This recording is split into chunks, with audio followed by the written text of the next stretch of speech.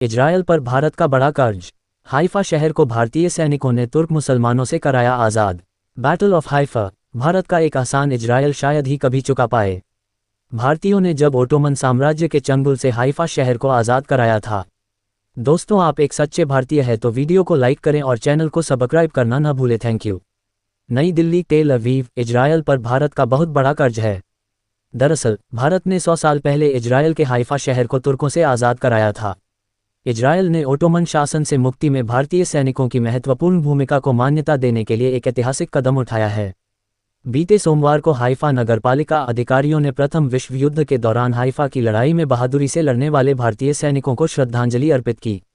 Israel स्थित भारतीय दूतावास ने हाइफा युद्ध की 107वीं वर्षगांठ मनाई गई, जिसमें ये बातें कही गईं।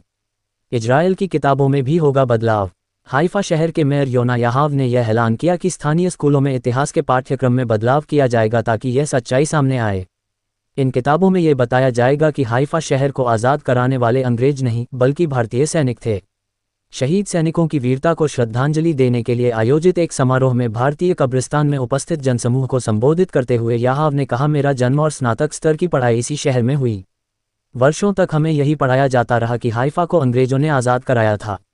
एक दिन ऐतिहासिक सोसाइटी के एक सदस्य मेरे घर आए और मुझे बताया कि एक व्यापक शोध से यह साबित हो गया है कि इस शहर को ओटोमन साम्राज्य से अंग्रेजों ने नहीं बल्कि भारतीय सैनिकों ने आज़ाद कराया था। हाइफा की लड़ाई सबसे तेज विजय अभियान। हाइफा की लड़ाई को अब इतिहास के अंतिम महान घुड़सवार अभियानों में से एक माना जाता है। भालों और तलवारों से लैस भारतीय रेजिमेंटों ने माउंट कामेल की खड़ी ढलानों को पार करके ओटोमन सेनाओं को खदेड़ दिया। कठिन बाधाओं के बावजूद उन्होंने पूरे शहर को सुरक्षित कर लिया। इस वीरतापूर्ण अभियान को उसकी असाधारण बहादुरी और रणनीतिक प्रभाव के लिए याद किया जाता है। क्या था बैटल ऑफ हाइफा, जिसके कर्ज से दबा है इजरायल? विकिपीडिया के अनुसार हाइफा की लड़ाई 23 सितंबर 1918 को लड़ी गई। इस लड़ाई में राजपूताने की सेना का नेतृत्व जोधपुर रियासत के सेनापति मेजर दलपत सिंह ने किया।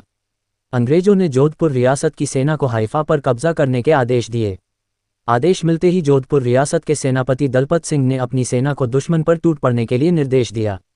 ये सेना दुश्मन पर विजय प्राप्त करने के लिए बंदूकें, तोपों और मशीन गन के सामने अपने छाती अड़ाकर अपनी परंपरागत युद्ध शैली से बड़ी बहादुरी के लड़ी। इस लड़ाई में जोधपुर की सेना के करीब 900 सैनिक वीरगति को प्राप्त हुए। आखिरकार जीत भारतीयों को मिली, जिन्होंने हाइफा पर कब्जा कर लिया। इस तरह से हाइफा पर कब्जा जमाए 400 साल पुराने ओटोमन साम्राज्य का अंत हो गया। 1918 में हाइफा को इन राज्यों के सैनिकों ने कराया था आज़ाद। 1918 में हाइफा को आज़ाद कराने वाले तत्कालीन जोधपुर, मैसूर और हैदराबाद लांसर्स के भारतीय सैनिकों के साहस और वीरता को सम्मानित किया।